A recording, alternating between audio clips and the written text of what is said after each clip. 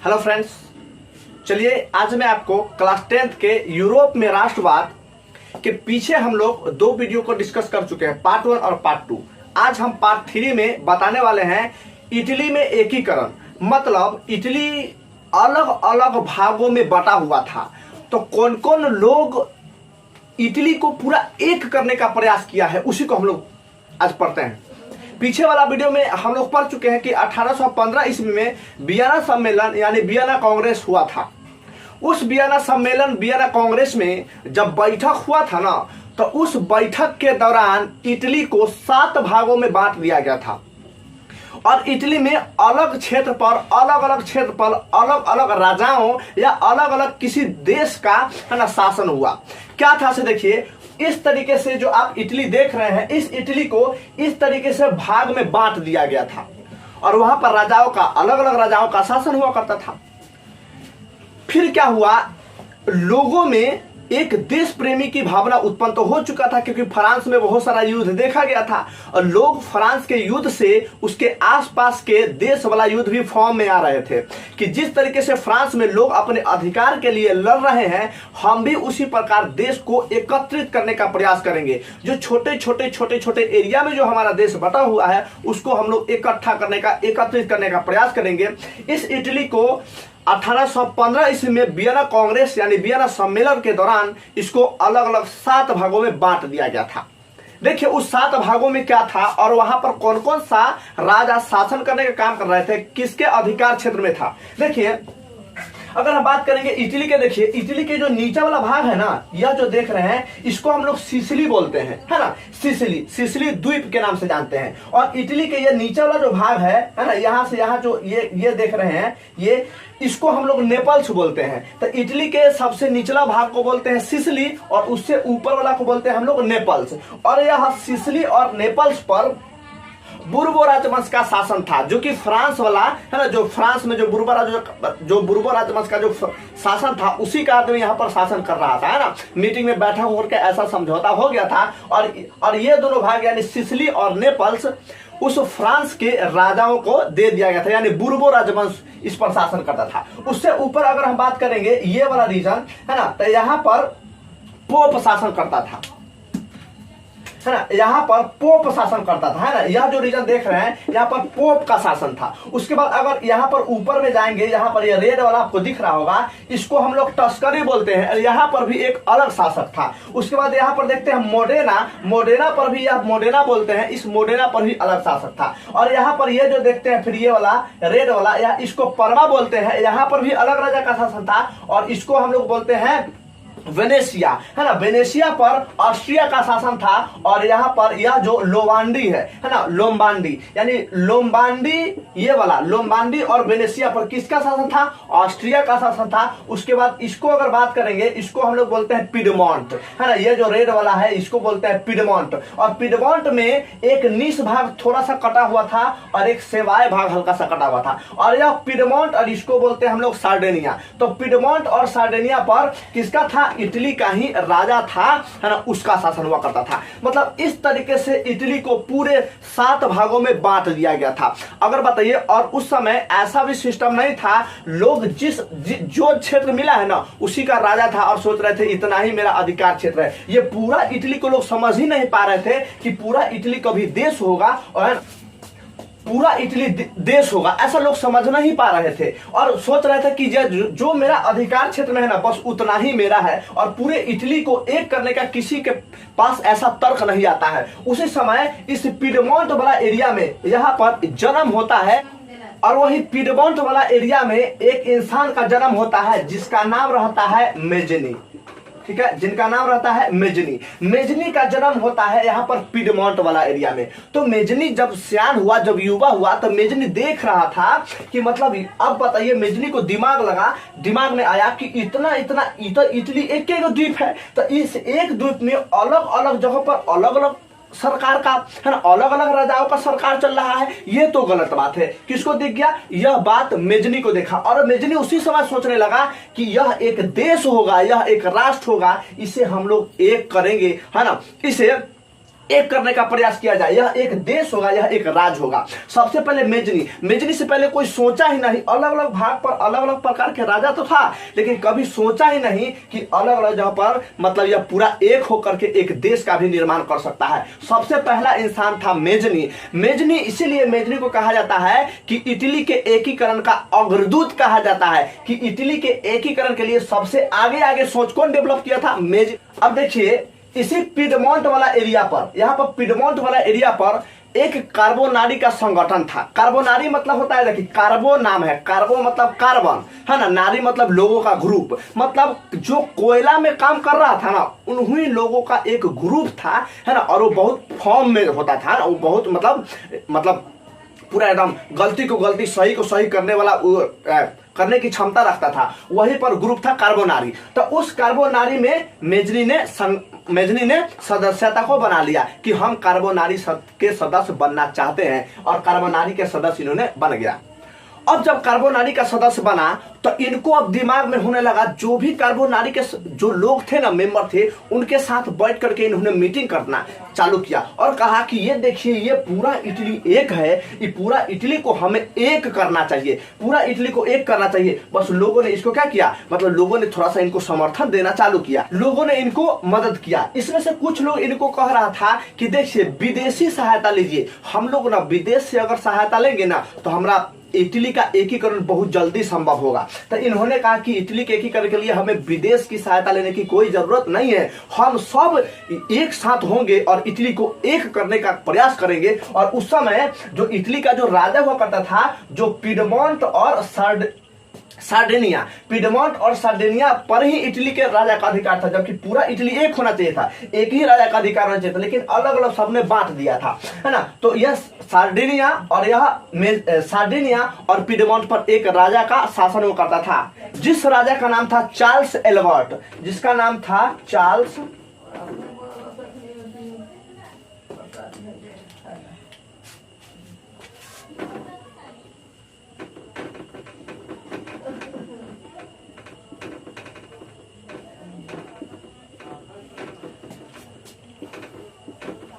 जिस राजा का नाम था चार्ल्स एल्बर्ट। चार्ल्स एल्बर्ट यहाँ का राजा था, और इन्होंने कितना भी प्रयास किया कि हम लोगों को एक साथ मिल करके, मतलब हम लोग एक साथ मिलेंगे और पूरे इटली को एक करने का प्रयास करेंगे। इन्होंने कोशिश किया। कार्बोनारी के सदस्यता ग्रहण करने के बाद कुछ लोगों के साथ इन्होंने इधर कौन था, इधर लोम्बार्डी और वेनेशिया, लोम्बार्डी और वेनेशिया पर किसका अधिकार था? ऑस्ट्रिया का अधिकार था। और उस समय ऑस्ट्रिया का जो राजा था फ्रांसिस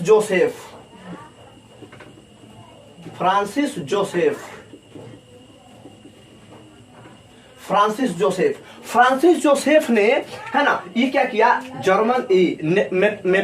मेजनी ने कार्बोनारी के सदस्यता को ग्रहण करके, और यह जो लोम्बार्डी वाला एरिया था जिस पर कब्जा कर लिया था ऑस्ट्रिया, और जो वेनेशिया वाला एरिया था, इस पर इधर से आकर के आक्रमण करता था, है ना। तो यह इसका जो फ्रांसिस जोसेफ का जो सेना था वह इस पर भी हमला करता था। बेचारा मार उड़ खा के टंगा के चल आवे, फिर लगातार हमला करते गया, फिर लगातार मतलब इस तरीके से ये इधर से मेजनी हमला करता था लोम्बार्डी और वेनेशिया वाला एरिया पर, यहाँ से फ्रांसिस जोसेफ का भी सेना उस पर हमला करता था, बराबर मार खाता था और बराबर, है ना, फिर लौट करके आ जाता था। तो मेजनी ने क्या किया, 1831 ईस्वी में इन्होंने एक यंग इटली का गठन किया। यंग इटली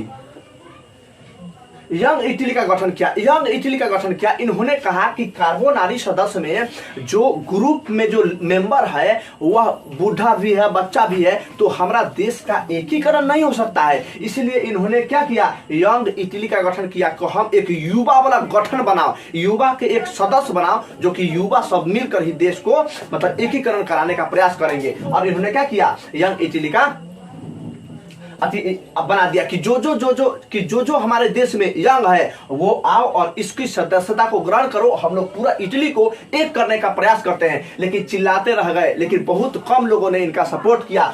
फिर इन्होंने कोशिश किया 1834 ईस्वी में, फिर इन्होंने यंग यूरोप बनाया। हाँ, यंग यूरोप बनाया। और इन्होंने यूरोप बनाया और कहा कि अब जितने भी यूरोप के जो लोग हैं वह अगर चाह रहा है कि इटली एक हो जाए, उन्होंने आइए और हमारे सदस्यता में ग्रहण करिए और हमको इटली के एकीकरण को करने का प्रयास करेंगे, है ना। मतलब इन्होंने ये बात ध्यान रखिएगा, क्वेश्चन क्या आता है ऑब्जेक्टिव में आपको कि किसको इटली के एकीकरण के अग्रदूत कहा जाता है, तो मेजनी को। यंग इटली का गठन कौन किया? मेजनी ने किया 1831 ईस्वी में। फिर यंग यूरोप का भी मेजनी किया 1834 ईस्वी में, इसको याद रखिएगा, है ना। गठन किया, फिर भी कोई फर्क उरक नहीं पड़ा और बराबर इधर गठन करके इस पर क्या करता था, मतलब इस पर मारता था, बम बारूद चलाता था और इधर से हमला करके फिर इधर से हमला होता था, फिर वो मेजनी भाग जाता था, है ना, टंगा के फिर भागता था, लगातार हमला करता था, लगातार भागता था। तो अब जो फ्रांसिस जोसेफ था उसको समझ आ गया था कि यह जो कर रहा है ये सब मेजनी का देन है, मेजनी ही कर रहा है कि मेजनी बराबर उठता है हमला कर रहा है। तब मेजनी ने, है ना, इसको चार्ल्स एमेनुअल को बोला, फ्रांसिस जोसेफ ने चार्ल्स एमेनुअल को बोला कि ये चार्ल्स एमेनुअल, तुम्हारे देश में एक कोई मेजनी है, तुम्हारे क्षेत्र में कोई एक मेजनी है जिसने बराबर हमको लोम्बार्डी और वेनेशिया पर, है ना, बम बारूद गिरा रहा है, उसको जल्दी देश से भगाओ, नहीं तो तुम्हारा यह जो सार्डिनिया है या जो पिडमोंट है यो भी हम छीन लेंगे। बस ये बेचारा मजबूर होकर के क्या किया, जो मेजनी था मेजनी को देश से बाहर निकाल देता है। अब स्थिति धीरे धीरे समान हो जाता है, जो अधिकार क्षेत्र में था उन्होंने अपन धीरे धीरे, है ना, धीरे धीरे अपना अधिकार क्षेत्र में मिलाए हुए था। लेकिन इसी बीच एक और भयानक कहानी आता है ना। लेकिन देखिए अब क्या हुआ, 1800, है ना, इस समय बराबर लड़ता था फिर भाग जाता था। क्या किया कि ये मेजनी जो था 1848 ईस्वी में इटली को छोड़ करके वह उसको देश से बाहर जाना पड़ता है। अब 1848 ईस्वी में वह देश से बाहर चला गया, है ना। जब देश से बाहर चला गया तो पूरा कोशिश किया लेकिन एक नहीं हुआ। लेकिन जब मेजनी 1848 ईस्वी में जब देश से बाहर जब गया तो लोगों ने विचार करना चालू किया कि मेजनी तो सही था, मतलब मेजनी तो सही था, मार तो खाता था, टंगा के तो आता था, लेकिन अपना देश के लिए वो लड़ने का काम करता था। कहीं ना कहीं वो मजबूती से वो चाहता था कि हमारा देश एक हो जाए। लोगों ने नहीं समझा और लोगों ने धीरे धीरे लोगों में फॉर्म तो बना दिया था। भले ही मेजनी पूरे इटली को एक नहीं कर पाया, लेकिन इटली के एकीकरण में अग्रदूत की तरह काम किया और सबसे पहला बार इटली में एकीकरण के लिए जो जनता था उसमें उसको फॉर्म में ले आए थे। जनता को फॉर्म में कौन ले आए थे? मेजनी ने जनता को फॉर्म में लाने का काम किए थे। भले ही इटली का एकीकरण नहीं हुआ, लेकिन जनता को फॉर्म में लाने का सबसे बड़ा योगदान मेजनी का रहा था। और जनता के फॉर्म में होने के कारण ही मेजनी इतना अच्छा डेवलप किया था जनता को, है ना, कि फिर अगले बार एक और आता है जिसका नाम रहता है काउंट काबूर। काउंट काबूर इटली के एकीकरण को आगे बढ़ाता है। चलिए अब उनका हल्का सा कहानी सुनते हैं काउंट काबूर के बारे में। अब देखिए क्या हुआ, 1848 ईस्वी में मेजनी चला गया। जब मेजनी गया ना तो उसके बाद ये जो चार्ल्स एल्बर्ट था वो बेचारा मर गया। जब चार्ल्स एल्बर्ट मर गया तो अगला जो राजा बना विक्टर एमेनुअल बना था। विक्टर एमेनुअल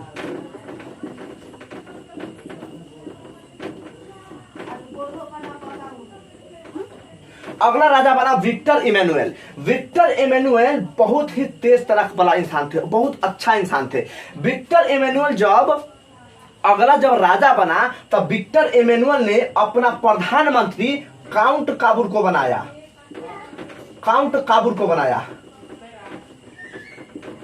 है ना। ये बहुत बड़ा, और काउंट काबूर इतना तेज दिमाग के थे, इतना बेहतरीन दिमाग वाला थे कि इन्होंने इटली के एकीकरण का बहुत आगे तक ले जाने का काम किया है और इन्होंने ही इटली के एकीकरण को पूरा करवाते हैं। बहुत अच्छे इंसान थे। अब इनके बारे में हम लोग थोड़ा सा कहानी को समझते हैं। याद रखिएगा 1848 ईस्वी में मेजनी को इटली से बाहर जाना पड़ा और वहां का जो राजा था चार्ल्स एल्बर्ट वह मर जाता है। और चार्ल्स एल्बर्ट के मर जाने के बाद अगला जो राजा इटली का रहते हैं वो रहते हैं विक्टर एमेनुअल। और विक्टर एमेनुअल ने अपना प्रधानमंत्री काउंट काबूर को बनाते हैं। और काउंट काबूर के बारे में हल्का सा देखिए यहां एक देश है जिसका नाम है इंग्लैंड। इंग्लैंड के बगल में अगर इधर आएंगे तो फ्रांस। और यहां पर बहुत बड़ा सा देश है जिसका नाम है रूस। और यहां एक देश है जिसका नाम है तुर्की। ठीक है, देखिए, और तुर्की के जो दो जगह था, है ना, इस जगह का नाम था प्रोटोस्टेंट। इस जगह का जो नाम था उसका नाम था प्रोटोस्टेंट, और इसका जो नाम कैथोलिक, कैथोलिक, इसका नाम था कैथोलिक और इसका नाम था प्रोटोस्टेंट। और नीचे यहां पर कौन देश है, यहां पर इटली देश है, देश, ठीक है। अब देखिए कहानी का प्रसंग क्या चालू होता है। यहां पर राजा, यहां पर कौन सा जगह था, यहां पर देखिए, यहां पर जगह का नाम था पिडमोंट, ठीक है, पिडमोंट, और इसको बोलते हैं हम लोग सार्डिनिया। यहां पर सार्डिनिया था और यहां पर था पिडमोंट। पिडमोंट में एक इंसान था जिसका नाम था काउंट काबुर। काउंट काबुर कहाँ का था, पिडमोंट का था।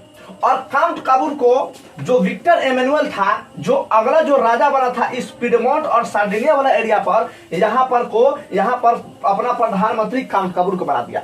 जब प्रधानमंत्री काउंट काबुर को बना दिया तो यह अच्छा नियम कानून बनाने लगा, और इनको भी ये भी चाहते थे कि पूरा इटली एक हो जाए। जिस तरीके से मेजनी ने चाहा कि इटली एक हो जाए, उसी तरीके से जो अगला जो प्रधानमंत्री जो थे, जो काउंट काबुर थे, वह भी चाह रहे थे कि यह पूरा इटली एक हो जाए। उसी समय क्या होता है, ऐसे समझिए, यहां पर इटली है, इटली में एक यहां पर जगह था जो कि यहां पर प्रोटोस्टेंट था और यहां था कैथोलिक। यहां पर पूरा तुर्की तो मुसलमान कंट्री है, लेकिन यहाँ पर दूसरे धर्म के लोग रहते थे। तो एक पर जो प्रोटोस्टेंट पर था वह रूस का कब्जा था। प्रोटोस्टेंट वाला जो एरिया था वह रूस अपना अधिकार क्षेत्र में मिला था, और वहां का जो लोगों था उस पर वह उसको देखते थे।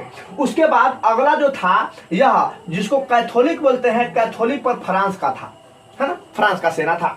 मतलब रूस का सेना किस पर था, प्रोटोस्टेंट पर, और यहाँ पर कैथोलिक था, यहाँ पर था फ्रांस का सेना। बस क्या हुआ, फ्रांस का सेना यहाँ पर शासन कर ही रही थी, यहाँ पर, है ना, अपना अधिकार में था। तो युद्ध जब हुआ तो यहाँ से जो फ्रांस था ना, फ्रांस अपना सारा सेना यहाँ पर बुला लिया, ठीक है, सारा सेना बुला लिया।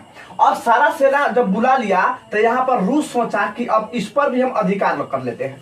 मतलब कैथोलिक वाला पर भी क्या कर लिया, अधिकार कर लिया रूस। हुआ था, तो जब क्रांति हुआ, फिर जब स्थिति ठीक हुआ, है ना, तो स्थिति ठीक होने के बाद इन्होंने फ्रांस कहा रूस से कि रूस, यह जो एरिया था यह मेरा एरिया था, है ना, इस पर तू कब्जा कैसे कर लिया। तो रूस कहता है ना, बस चुपचाप हमको रहने दो, कब्जा है तो रहने दो, नहीं तो ज्यादा चुकुर पुकुर किया तो हम एकरे मार देंगे, तुर्की के मार देंगे। अभी बेचारा फंस गया।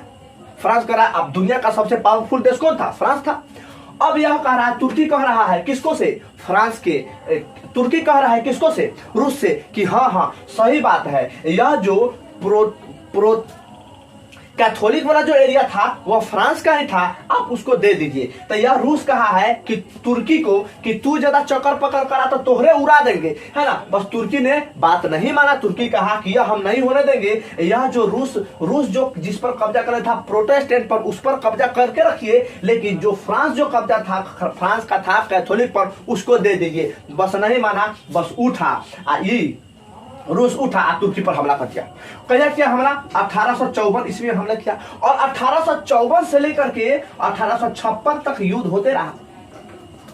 1854 से 1856 तक युद्ध होते रहा। तो फ्रांस ने कहा कि देखिए तुर्की ने कहा फ्रांस से कि देखिए हमको हमला कर दिया, बस जितना भी सेना था ना फ्रांस का वो सब किसके पास उतार दिया, तुर्की को उतार दिया। और इतना लड़ाई हुआ जिसमें रूस हार जाता है और फिर यह फ्रांस कब्जा कर लेता है इससे कैथोलिक वाला एरिया पर। जब कब्जा कर लेता है तो इस युद्ध क्या था, यह युद्ध था कहिया 1854 से 56 तक युद्ध हुआ था। बस यही चीज इधर से देख रहा था कौन, यहां पर था पिडमोंट और सार्डिनिया वाला एरिया पर, जहां पर कौन था प्रधानमंत्री था काउंट काबुर। और काउंट काबुर तो सोचता था कि किस विदेशी से हमको क्या मिल जाए, सहयोग मिल जाए, ताकि हमारा देश के एकीकरण संभव हो जाए। इसीलिए यह मौका में था कि कौन देश से हम दोस्ती करें। उस समय दुनिया का सबसे मजबूत देश फ्रांस हुआ करता था और यह सोचा कि फ्रांस को कैसे मिलाया जाए अपना में, फ्रांस को दोस्त कैसे बनाया जाए। बस क्या हुआ, जब यह युद्ध चल रहा था किसको में, रूस और तुर्की में जब युद्ध चल रहा था, बस यहाँ से जो राजा था कौन, विक्टर इमैनुअल, उसका जो प्रधानमंत्री था काउंट काबूर, बस यहाँ से बहुत सारा सेना को बिना मांगे फ्रांस को सेना को भेजवा दिया, बिना मांगे सेना को भेजवा दिया। अब यह फ्रांस इससे खुश हो गया। इसी मौका में था काउंट काबूर, इसी मौका में था कि क्या मौका मिले कि हम कुछ व्यवस्था करें ताकि दुनिया का बड़ा देश हमारे अंदर में चल जाए। आज हम हल्का हल्का से इधर हमला करके सबको धीरे धीरे मिला लेंगे, है ना। आज जब कोई आएगा तो हम कहेंगे कि ये फ्रांस देखो फ्रांस हमारा मार रहा है, बस फ्रांस का मदद करवे करेगा। यही लिए बिना मंगाए सेना को इन्होंने क्या किया, इसको भेज दिया। और सेना जब भेज दिया तो बड़ा खुश हुआ, सबसे ज्यादा खुश हुआ इटली से, बहुत ज्यादा खुश हुआ किससे, काउंट काबूर से और विक्टर इमैनुअल से कि ये मेरा ओरिजिनल दोस्त तो ये है, बिना मांगे हुए सेना ये हमको सेना दे दिया। और क्या हुआ, 1856 ईस्वी में फ्रांस में एक पेरिस में बैठक होता है कि जो हमको सहयोग किया था वो सारा आओ। और उसमें काउंट काबूर को आमंत्रण किया गया था कि काउंट काबूर आप भी आइए। और जब काउंट काबूर यहाँ पर आते हैं, फ्रांस में जब यहाँ पर काउंट काबूर आते हैं तो काउंट काबूर ने जो इटली का जो दिक्कत था वो पूरा यूरोप का दिक्कत बता दिया। ये पॉलिटिक्स था, ये गेम खेला था कौन, काउंट काबूर ने कहा जो इटली का जो भी दुख था ना वो पूरा यूरोप के दुख को बना दिया। और इन्होंने कहा ये बात तो सही है। और जब दोस्ती हो गया तो अब ये उछिलने लगा कौन, काउंट काबूर कर रहा कि अब तक दोस्ती हो ही गया, अब हमका कौन कथी कर लेगा। बस जब काउंट काबूर से जब किसको दोस्ती हो गया, जब फ्रांस के दोस्ती हो गया, बस काउंट काबूर यहाँ से उठा काउंट काबूर क्या था, यहाँ का था, बस उठा हल्का हल्का इसको क्या करने लगा, है ना, हमला करने लगा। अब वो चाह रहा है काउंट काबूर कि इसको हमला करके अपना में मिला लिया जाए। ऑस्ट्रिया का राजा कहा कि अरे तू हमरा पर हमला काहे कर रहा है। और लगातार यह था काउंट काबूर ने लगातार इस पर हमला कर रहा था कि अब तक देश के हमरा जो कौन है फ्रांस, दुनिया का सबसे ताकतवर देश हमारा फ्रांस आ गया है, अब हमरा से कौन फरिया लेगा। और यह लगातार हमला कर रहा है।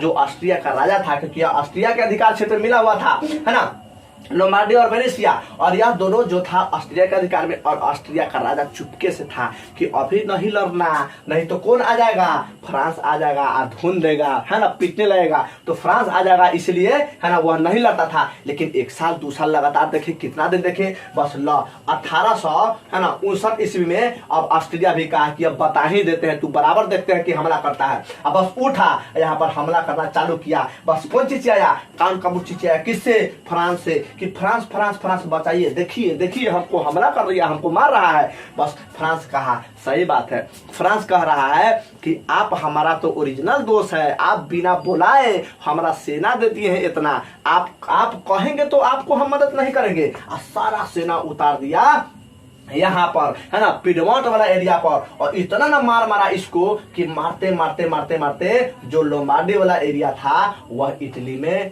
मिल गया। मतलब पहला एकीकरण हो गया है किसके काल में, वह काउंट काबूर के समय में, और इटली में मिल गया। फिर अब काउंट काबूर कहता है कि जब यहाँ लोमार्डी मिल ही गया है तो घसका दो, है ना। तो अब है तो फिर यह नहीं होता है, तो युद्ध होता है हल्का सा। फिर जब यह नहीं हुआ तो सोचा कि चलो परमा मोडेना टस्करी इसको मिला लो, और इसको मिला लिया। इसमें इसको छोड़ दिया, है ना, इसको छोड़ दिया और इसको मिला लिया। अब देखिए इतना ये सब मिल गया। इसमें जब ये सब मिल गया है तो काउंट काबूर कहता है कहाँ से, फ्रांस से, ये सब मिल ही गया है तो ये कहला रहा है यहाँ। तो अब दिमाग लगाता है कौन, फ्रांस, कि अब फ्रांस सोचने लगता है कि अरे तोरा के हमार पड़ोसी देश है, देखिए तो इतना लग में है, अगर बताइए अगर इस सब कहीं मिला लेगा तो ऐसा न हो जाए कि कहीं हमारे पर न फिर आक्रमण कर जाइए सब एक होके। और फ्रांस को भी हल्का सा डर होने लगा कि हो न कहीं हमारा पर आक्रमण कर दे।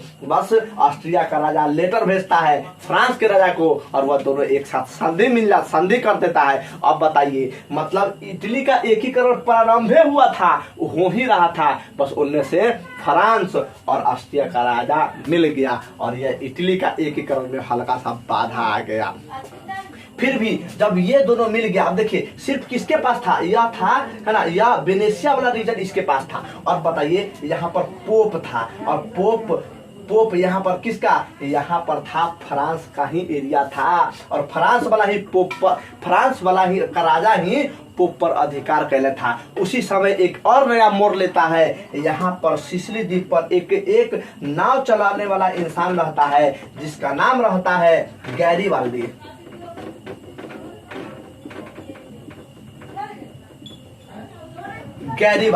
अब गैरीबाल्दी को इन्फॉर्मेशन पता चलता है कि वो लोमार्डी हो गया, परमा हो गया, मोडेना हो गया, टस्करी हो गया।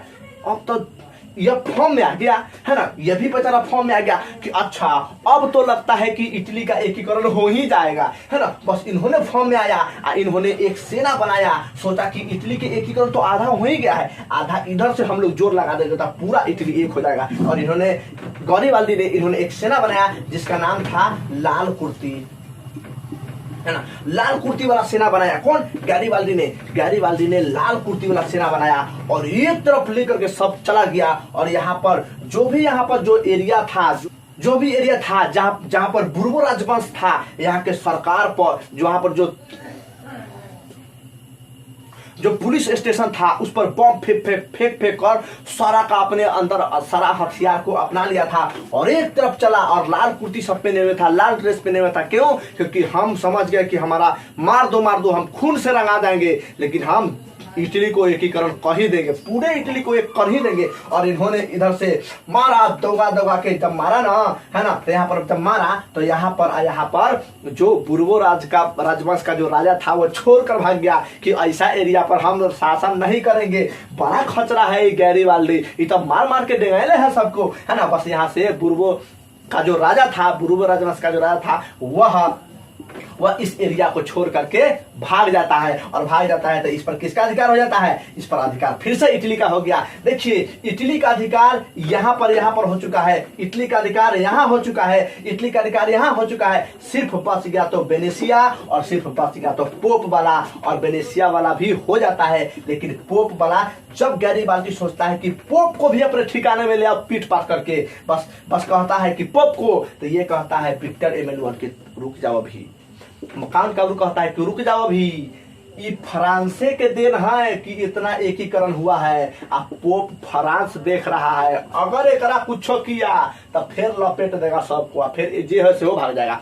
बस ये थोड़ा दिन दम धरता है ना, दम धरता है जब तक ये वाला एरिया ऑस्ट्रिया के पास रह जाता है और या पोप के पास रह जाता है। अब कुछ दिन बाद है ना फिर से युद्ध होता है जिसमें पूरे को बनाया जाता है, लेकिन उससे पहले पोप वाला रीजन, यहाँ वाला रीजन तो यहाँ पर विक्टर एमेनुअल ने सोचा कि वाह इटली का एकीकरण तो हो ही गया, लगभग खाली बीच वाला रीजन दूगो छूट गया है और पूरा इटली लगभग एक हो ही गया था। बस इन्होंने सोचा, विक्टर एमेनुअल ने सोचा कि इस वाला रीजन में है ना राजा हो जाएगा, कौन हो जाएगा, प्रधानमंत्री हो जाएगा कांत काबूर, और इस वाला रीजन में हो जाएगा गैरीबाल्दी ने हाथ जोड़ दिया कि सरकार ऐसे मत करिए, हम तो चाह रहे हैं कि इटली पूरा एक हो जाए और फिर अगर हम यहाँ का राजा बन जाएंगे, यहाँ का प्रधानमंत्री बन जाएंगे तो इधर का प्रधानमंत्री दूसर होगा, उधर का प्रधानमंत्री दूसर होगा, फिर इटली दो भागों में बट जाएगा। फिर इटली के एकीकरण का फायदा क्या हुआ, और गैरीबाल्दी ने हाथ जोड़ लिया कि हम प्रधानमंत्री नहीं बनेंगे। क्यों, क्योंकि इटली फिर से दो हो जाएगा। और यह बहुत खुश हुआ विक्टर एमेनुअल है ना, और वह प्रधानमंत्री के पद को ठुकरा देता है और कहता है कि हमारे लिए नाव चलाना ही सही है, बस मेरा काम था पूरे इटली को एकीकरण करने का और मैंने इटली के एकीकरण मिलकर कर दिया था। अब बताइए मेजनी फॉर्म में ले आया, लेकिन मेजनी का नीति सही नहीं था जिसके कारण इटली का एकीकरण संभव नहीं हुआ। लेकिन कांत काबूर ने जब आया तो इन्होंने कूटनीतिक खेला है ना, एक विदेश से सहयोग लिया और उस देश से सहयोग लिया जो दुनिया में सबसे पावरफुल देश हुआ करता था, उससे सहयोग लेकर के और नीचे से मदद कर दिया, है ना, सिसिली आइलैंड पर से मदद कर दिया गैरिबाल्दी, जिसके सहयोग से इटली का एकीकरण और पूरा इटली एक साथ हो गया था, है ना। ये था इटली के एकीकरण। इटली के एकीकरण के बाद एक पार्ट और आएगा जर्मनी का एकीकरण, है ना, और जर्मनी के एकीकरण पढ़ करके हम लोग का इस चैप्टर खत्म हो जाएगा। चलिए मिलते हैं नेक्स्ट वीडियो में। जय हिंद।